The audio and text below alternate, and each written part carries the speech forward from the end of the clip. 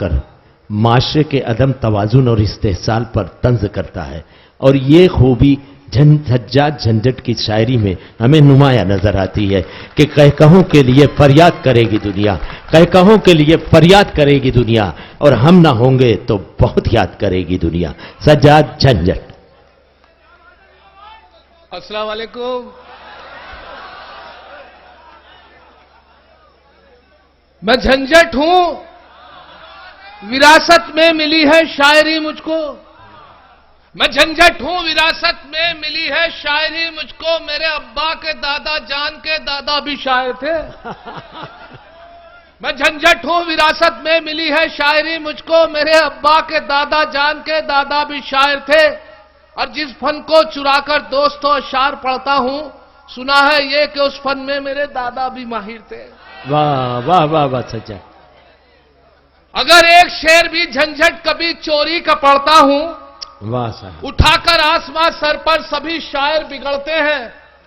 اگر ایک شعر بھی جھنجھٹ کبھی چوری کا پڑھتا ہوں، اٹھا کر آسمان سر پر سبھی شاعر بگڑتے ہیں، مگر ان ناظم اعلیٰ کو کوئی کچھ نہیں کہتا جو دوران نظامت دوسروں کے شعر پڑھتے ہیں۔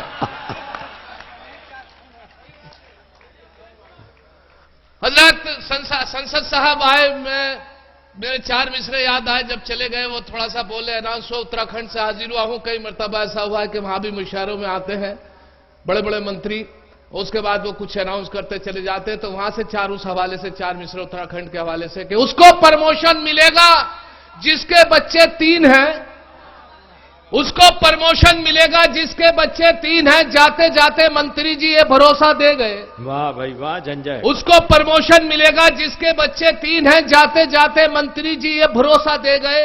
میں نے بیگم سے یہ پوچھا اپنے تینوں ہیں کہاں؟ میں نے بیگم سے یہ پوچھا اپنے تینوں ہیں کہاں؟ بولی بیگم جن کے بچے تھے وہ اپنے لے گئے۔ اس کو پرموشن ملے گا جس کے بچے 3 ہیں۔ جاتے جاتے منتری جی یہ بھروسہ دے گئے۔ میں نے بیگم سے یہ پوچھا اپنے تینوں ہیں کہاں؟ بولی بیگم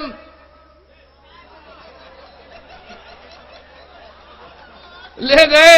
اچھا 4 مصرے اور آپ کی نظر کرتا ہوں، یہ مشاعرہ آج کی شام محبت حسین شام اسی حوالے سے جھنجھٹ مشاعروں میں رات دن مت رہا کروں، ادنا ایسے ہی ہوگا۔ ہاں یہ میں آپ سے عرض کر دوں کہ ایسا ہوتا ہے کہ مشاعرے لگاتار پڑھنے سے گلے پہ کافی، کیونکہ یہ مائک زیادہ کم چل رہا ہے، یہ کم پیمنٹ کا ہے، یہ اچھے پیمنٹ کا ہے، تو یہ مائک زیادہ بہتر چل رہا ہے۔ بہرحال مشاعرے میں گلا اتنا خراب ہو جاتا ہے کہ ایک مرتبہ میری بالکل گلا بیٹھ گیا، جام ہو گیا، گلے سے آواز نہیں نکل رہی تھی، تو میں نے رات کے وقت گلا بالکل ایک جام، بالکل بند ہو گیا گلا، تو اپنے جو بھی پریشانی ہوتی ہے آدمی کو تو اپنی وائف سے شیئر کرتا ہے۔ میں نے اپنی وائف سے رات کو 1:30 بجے کہا، پریشانی سے صبح مشاعرے میں جانا تھا کہ گلا بیٹھ گیا، کیا کروں؟ میں نے وائف سے کہا تو وائف بولی برابر میں ڈاکٹر صاحب کا مکان ہے، رات کا وقت ہے، اپنے ہی تعلقات جان پہچان ہے، تو ذرا سا کوئی ٹریٹمنٹ لے لیجیے، اتنا تو دے دیں گے صبح تک آرام ہو جائے۔ وائف کی بات مانی، میں باہر نکلا، چوتھا دروازہ تھا، جیسے ہی نوک کیا جا کے ڈاکٹر صاحب کی خوبصورت بیوی نکل کر آئی۔ ان سے میں نے پوچھا، گلا بالکل کام نہیں کر رہا تھا، پوچھا ان سے میں نے کہ ڈاکٹر صاحب ہیں؟ ان کی بیگم بولی نہیں، آ جاؤ۔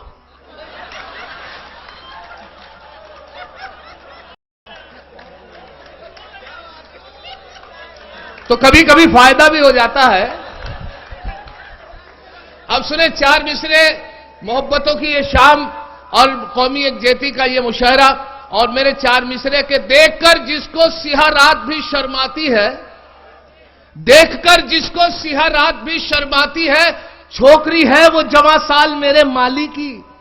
دیکھ کر جس کو سیاہ رات بھی شرماتی ہے، چھوکری ہے وہ جواں سال میرے مالی کی، اور وہ سیاہ فام اندھیرے میں جو آ جائے نظر، میں مسلمان بھی کہہ اٹھتا ہوں جے کالی کی۔ تو یہ میں آج کے 4 مصرے اسی وجہ سے اسی حوالے سے آپ کی نظر کیے۔ اور 4 اچھا ہوتا یہ ہے کہ کنوینر مشاعرہ جو ہوتا ہے اس کی ساری استاد بڑی دقتیں یہ آتی ہیں کہ وہ جو اطراف کے جو مقامی شاعر ہوتے ہیں وہ کہتے ہیں صاحب ہمیں بھی مشاعرہ پڑھوائیے۔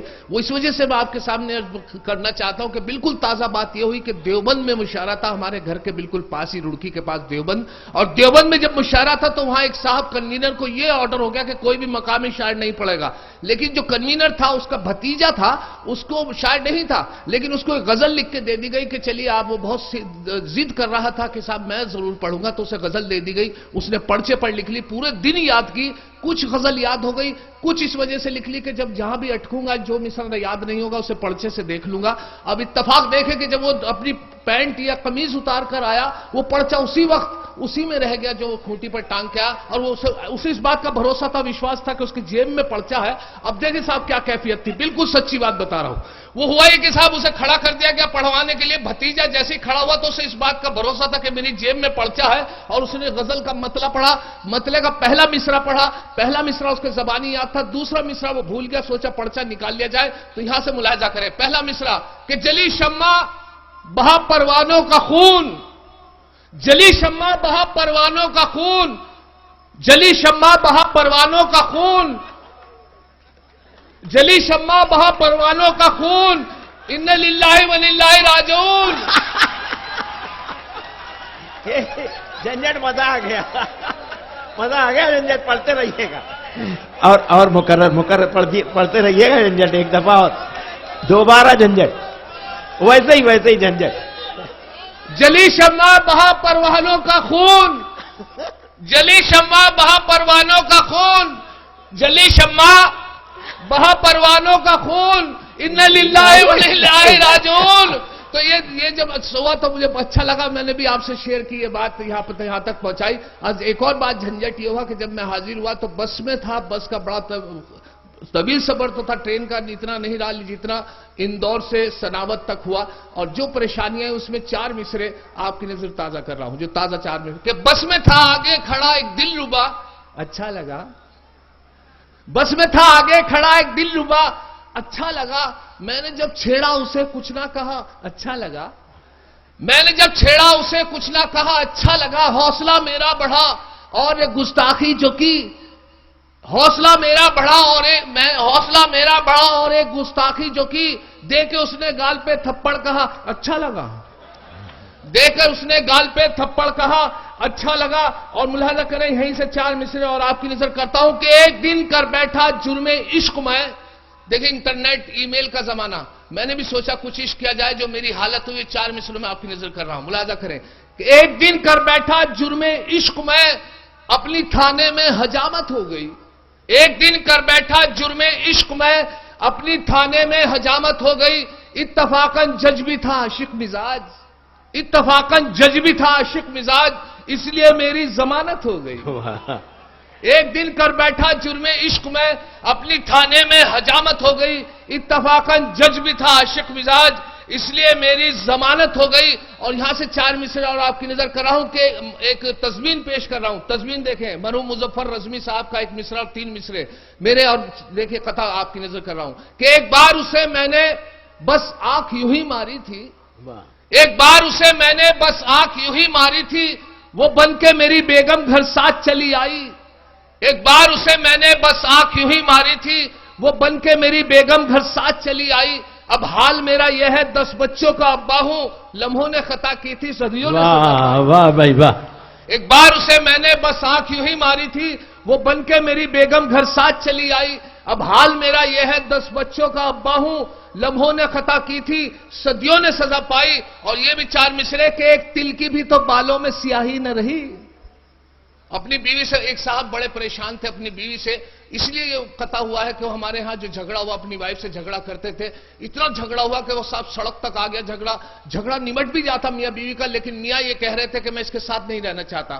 معاملہ پوچھا گیا، ان کی وائف سے پوچھا تو وائف کہہ رہی تھی میں اسی کے ساتھ رہوں گی چاہے کچھ ہو جائے۔ اب جب معاملہ اتنا پھنس گیا، پولیس بھی گئی، پولیس سے بھی نہیں نمٹا، ہسبینڈ کہتے تھے میں اس کے ساتھ نہیں رہنا چاہتا، وائف کہتی تھی میں اسی کے ساتھ رہوں گی، کورٹ کچہری تک بات پہنچی، دونوں نے اپنے اپنے وکیل کر لیے، جج صاحب کے سامنے جیسی پیشی ہوئی، دونوں کے کلائنٹس کھڑے ہوئے تھے اور دونوں کے وکیل کھڑے ہوئے تھے، تو جج صاحب کے سامنے پیشی ہوئی تو جج صاحب نے پوچھا کیا معاملہ ہے؟ وکیل صاحب بولے کہ صاحب یہ ان کے ہسبینڈ کھڑے ہیں، یہ کہہ رہے ہیں کہ میں ان کے ساتھ نہیں رہنا چاہتا۔ پوچھا کہ کیا معاملہ ہے؟ کہ ہاں صاحب میں اس کے ساتھ نہیں رہنا چاہتا۔ کہ وجہ بتائیے؟ کہ نہیں بس میں خوش نہیں ہوں۔ تو ان کی بیوی سے پوچھا کہ یہ کہہ رہے ہیں آپ کے ساتھ خوش نہیں ہے، کیا معاملہ ہے؟ تو ان کی وائف بولی کہ پتہ نہیں اس کے نخرے ہے ورنہ پورا محلہ خوش ہے۔ اب دیکھیں یہاں سے اسی حوالے سے 4 مصرے جو ہوئے کہ ایک تل کی بھی تو بالوں میں سیاہی نہ رہی، ایک तिल की भी तो बालों में स्याही न रही कब तक तुझको मेरी जान दुलारे जाए। एक तिल की भी तो बालों में स्याही न रही कब तक तुझको मेरी जान दुलारे जाए। अब कबाड़ी के भी मतलब का नहीं तेरा वजूद, हम कहां तक तेरे पुर्जों को संवारे जाए। एक तिल की भी तो बालों में स्याही न रही कब तक तुझको मेरी जान दुलारे जाए। अब कबाड़ी के भी मतलब का नहीं तेरा वजूद, हम कहां तक तेरे पुर्जों को संवारे जाए। और 4 मिसरे और आपकी नजर कर रहा हूं इसी तरीके से कि यकीन है मुझको वो मेरे होंगे अभी मैं उनको पटा रहा हूं। यकीन है मुझको यकीन है मुझको वो मेरे होंगे अभी मैं उनको पटा रहा हूं। अभी तो खींची है कुछ लकीरें अभी तो खाका बना रहा हूं। और कटी पतंग की तरह ही एक दिन खुद गिरेंगे वो छत पे मेरी। नहीं किसी पे है काट जिसकी मैं ऐसा मांझा बना रहा हूं। नहीं किसी पे है काट जिसकी मैं ऐसा मांझा बना रहा हूं। और एक मतला 3 शेर इसी हवाले से पेश कर रहा हूं। हुआ ये कि साहब एक कारी साहब ने निकाह पढ़वाया और निकाह पढ़वाने के दौरान एक लड़का बैठा होता है, उसकी वाइफ बैठी थी, लंबा सा घूंघट निकाले बैठी थी वाइफ। जैसे ही मुकम्मल हुआ निकाह, लड़के ने कारी साहब से पूछा कि कितना हदिया दिया जाए निकाह का। तो लड़के से कारी साहब ने जैसे पूछा तो लड़के ने कहा कि आपको कितना हदिया दिया जाए। तो कारी साहब बोले कि आपने अपनी वाइफ को तो देखा होगा। कहले जी बहुत अच्छी तरीके से, कि उसकी खूबसूरती के हिसाब से पैसे दे दीजिए। अब उस लड़के ने देखा तो उसने सिर्फ 10 का नोट निकाल के, अब खूबसूरती के हिसाब से शर्त हुई थी तो खूबसूरती के हिसाब से 10 रुपए दे दिए। इत्तेफाक देखें जैसे दोनों खड़े होकर गए, उनकी बीवी उनकी जो बेगम थी उनकी दुल्हन का जैसे घूंघट उठा तो कारी साहब ने भी शक्ल देख ली। जैसी शक्ल देखी लड़का आगे निकल गया था, उसे बुलाया कि करीब यहां बेटे, कहले जी कि बाकी पैसे लेते जाओ।